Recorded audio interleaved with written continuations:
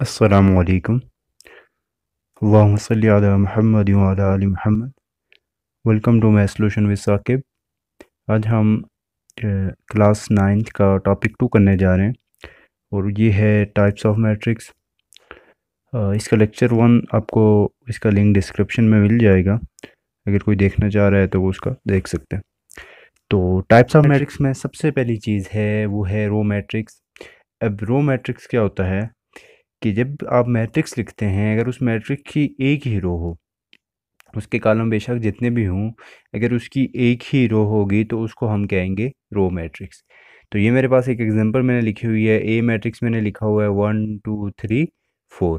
तो ये 1 2 3 4 जो है, ये जो मैट्रिक्स है आपके पास, ये रो मैट्रिक्स है। नेक्स्ट आपके पास आता है कॉलम मैट्रिक्स। तो रो और कॉलम मैट्रिक्स, इसमें एक रो होगी तो वो रो मैट्रिक्स होगा, और जिस मैट्रिक्स में एक ही कॉलम होगा उसमें रो जितनी भी हों ये मैटर नहीं करेगा, लेकिन अगर उसका कॉलम एक ही है तो उसको हम कॉलम मैट्रिक्स कहेंगे। तो रो होती है हॉरिजॉन्टल और कॉलम होता है वर्टिकल। उसके बाद नेक्स्ट आपके पास आता है दैट इज़ आपके पास जो मैट्रिक्स आता है वो रेक्टेंगुलर मैट्रिक्स आता है। तो रेक्टेंगुलर मैट्रिक्स ऐसा मैट्रिक्स होता है जिसमें नंबर ऑफ़ रोज़ और नंबर ऑफ़ कॉलम इक्वल ना हो। अब रोज़ और कॉलम क्या होता है कि ये देखिए मैंने इसकी एग्जांपल लिखी हुई है 1 2 3। तो रोज़ कितनी है, इसमें एक है, और कॉलम कितने हैं 1।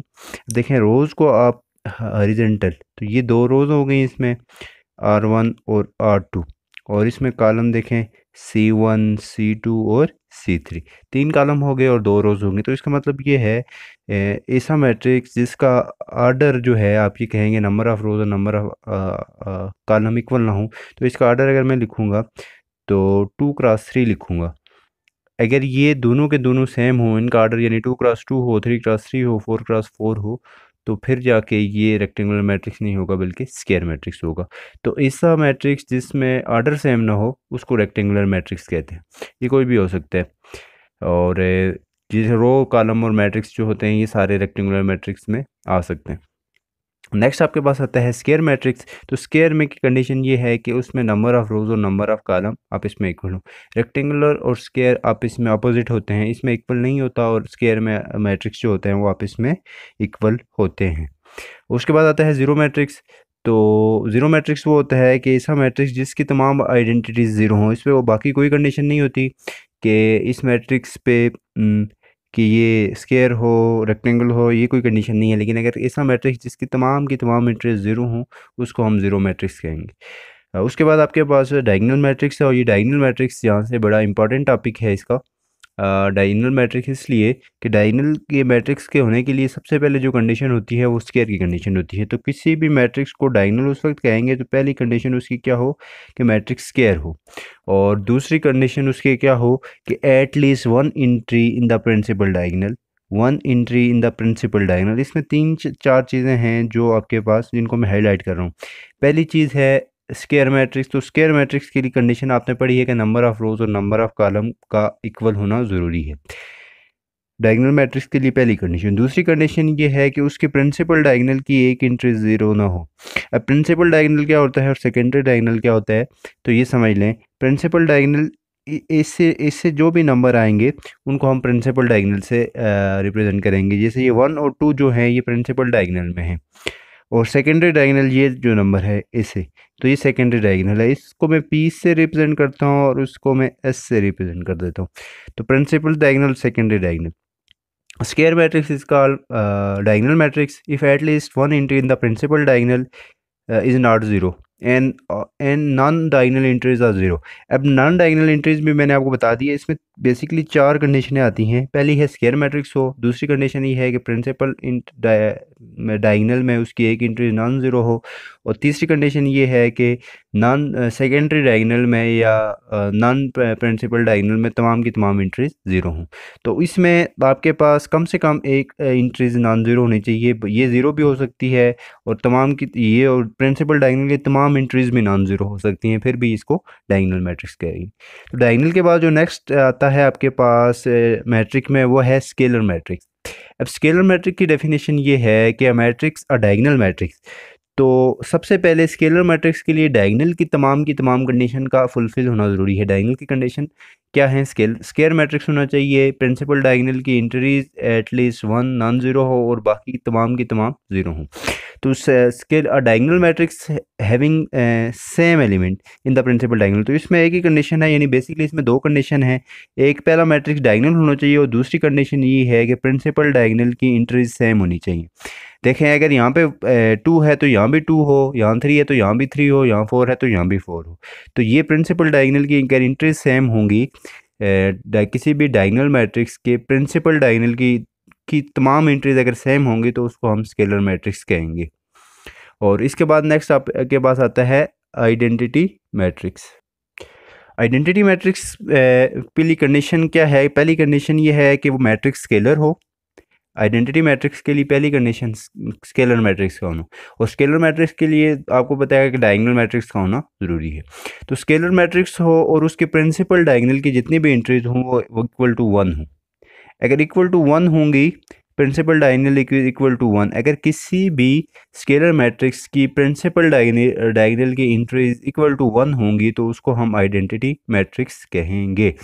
तो ये अगर यहाँ पे 1 के अलावा कोई और हो तो स्केलर बन जाएगा, यानी 2 हो तो यहाँ भी 2 हो तो स्केलर हो जाएगा, 4 हो यहाँ भी 4 हो तो स्केलर हो जाएगा। लेकिन अगर यहाँ भी 1 और प्रिंसिपल डायगोनल की तमाम एंट्रीज 1 के इक्वल हो जाएं तो वो आपके पास मैट्रिक्स स्केलर नहीं रहेगा बल्कि वो आइडेंटिटी मैट्रिक्स बन जाएगा। और आइडेंटिटी मैट्रिक्स के बाद नेक्स्ट है वो ट्रांसपोज ऑफ अ मैट्रिक्स। अब ट्रांसपोज ऑफ मैट्रिक्स जो होता है वो ऑब्टेन होता है interchanging rose into column and column into rose. Example मैं लिख लेता हूँ, जैसे मेरे पास ए मैट्रिक्स है 0 2 5 4। अब देखें ये मेरे पास मैट्रिक्स है, इसका जब मैं ट्रांसपोज लूँगा तो देखें ये इसकी रो है, इसको मैं कॉलम में चेंज कर दूंगा, यानी 0 2। ये इसकी रो है, इसको कॉलम में चेंज कर दूंगा 5 4। तो इंटरचेंजिंग रोज़ को कॉलम में चेंज करेंगे और कॉलम को रोज़ में चेंज करेंगे तो आपके पास ट्रांसपोज आ जाएगा।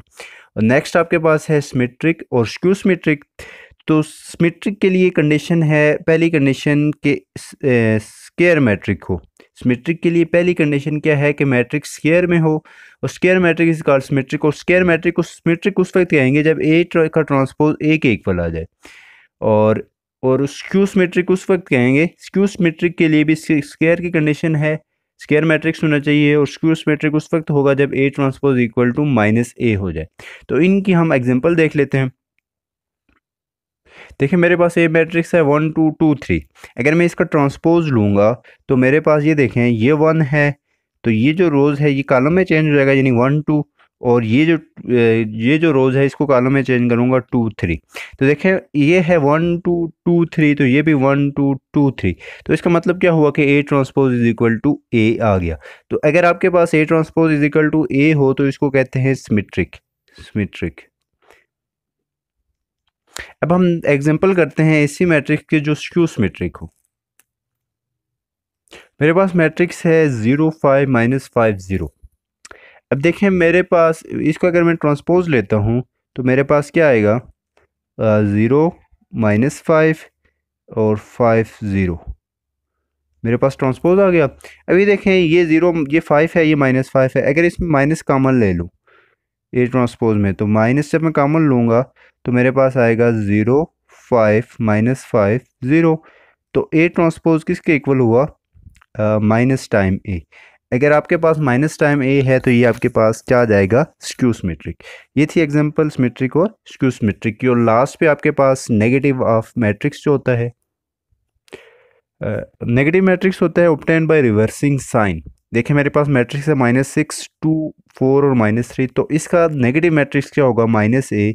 ये होगा, इसका साइन रिवर्स हो जाएगा, ये माइनस है तो ये प्लस चेंज हो जाएगा, ये प्लस है तो ये माइनस में हो जाएगा, ये प्लस है ये भी माइनस में हो जाएगा, ये माइनस है ये प्लस में हो जाएगा। तो ये इसको कहते हैं नेगेटिव ऑफ मैट्रिक्स। ये थी टाइप्स ऑफ मैट्रिक्स। उम्मीद है आपको पसंद आई होंगी। तो इसकी एक्सरसाइज 1.2 हम नेक्स्ट लेक्चर में देखते हैं। तब तक के लिए अल्लाह हाफिज़।